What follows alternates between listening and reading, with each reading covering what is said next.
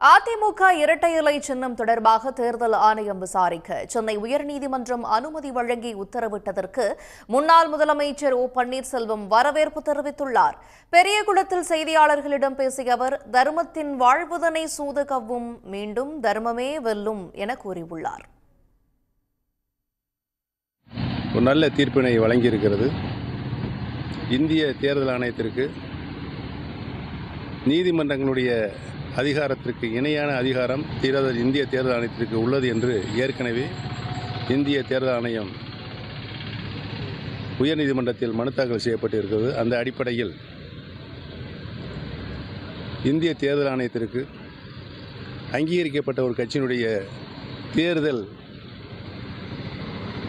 கிளை பற்றியும் அவருடைய பைலா பற்றியும்